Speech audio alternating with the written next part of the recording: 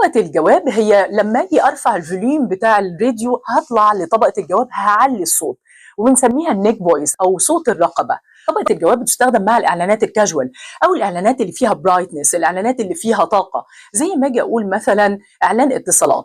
المثل بيقول اضرب عصفورين بحجر، بس اتصالات ضربت 3 عصافير بحجر، والاول مره في مصر عملت نظام جديد، لا هو كارت ولا خط ولا كنترول، بس في مميزات الكارت والخط والكنترول، كل ده في نظام واحد، نظام حكايه ينضرب به المثل. اتصالات كل يوم جديد. الطبقة بتاعة الجواب هي طبقة متوسطة، يعني دايما أنا بقول طبقة الجواب بتحتاج الحركة، بتحتاج اللمعان، بتحتاج النشاط. لما نيجي بقى نستخدم طبقة الجواب في الدوبلاج، بتستخدم مع أصوات الأطفال، بتستخدم مع أصوات الليديز. مثلا سيمبا بيقول لباباه بابا بابا كل حاجة تحت الشمس ضمن مملكتنا، بتطلع لطبقة الأطفال أو طبقة الجواب. أو لما تيجي جين في طرزان بتقول له عارف يا طرزان هتبقى رحلة آخر جمال، هنتغدى سوا ونقعد نقول أشعار. دايما السيدات بتستخدم طبقة الجواب، الطبقات العالية. أو هتستخدم مثلا لو عندنا شخصيات مرحة، شخصيات زي هنيدي في تيمون، بومبا يا صاحبي الملزلز اللي بالكريمة اللي فيها الطعم. دايما بنطلع للطبقات العالية دي لما بيكون الشخصية فيها حركة، لما بتكون الشخصية دمها خفيف، لما بتكون الشخصية إيقاعها سريع. ننتقل بقى على الطبقة الأخيرة وهي جواب الجواب. طبقة جواب الجواب وبنسميها طبقة الرأس أو الهيد فويس.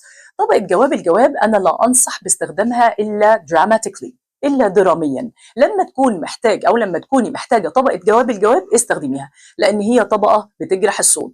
طب بنستخدمها إمتى؟ بنستخدمها مع التحفيز زي ليز براون، أنتوني روبنز، الله يرحمه إبراهيم الفقي كان بيستخدمها لما يجي يقول لك قوم اعمل اي حاجه، ابدا اطلع من مرحله الاكتئاب اللي انت فيها. بنبدا نستخدمها مع الطبقات العاليه. لو هتقول شعر او هتلقي خطبه قدام جمع من الناس، بنستخدم هذه الطبقه عشان نعمل موبيليزاسيون، يعني نعمل تعبئه لمشاعر الناس.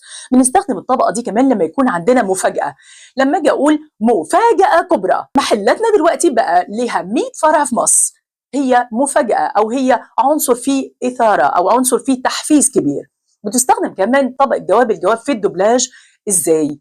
بتستخدم مع الشخصيات الفانتزي او الشخصيات اللي هي الحيوانات. مثلا لما نيجي نقول زازو الحاكم بيبلغك انك لازم تكون موجود في الاحتفال، احنا بنطلع للصوت النيزل او الصوت الانفي او الصوت اللي في الراس، منطقه الراس، عشان نبدا ندي جواب الجواب.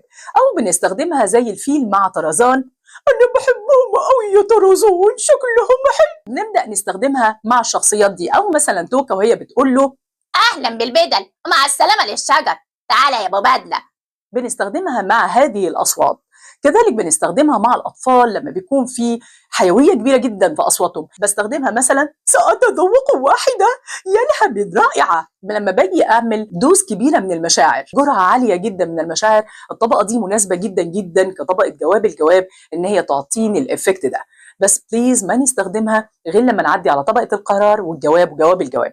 عايزين تتدربوا على الطبقات، اتدرب على قصيدة شهر مرة قرار، مرة جواب، مرة جواب الجواب. ولو سمحت ما تستبعدش طبقة الجواب اللي هي الطبقة الوسطى عشان صوتك ما يتجرحش، يعني ما تطلعش من القرار على جواب الجواب مرة واحدة، لا خلي قرار جواب جواب الجواب عشان تبقى طبقة الجواب أو الطبقة الوسطى لايك بريدج، كأنها كوبري كده بتوصل ما بين القرار وجواب وجواب الجواب. كل ما اتدربنا أكتر على الثلاث طبقات دول، ومش بس المعلقين الصوتيين أو المدبلجين اللي بيتدربوا عليهم، كل من يتحدث بالصوت بيتدرب عليه عشان يكون صوته مش مونوتونس، يكون الصوت مش رتيب أو ماشي على وتيرة واحدة والناس ما بتملش منه.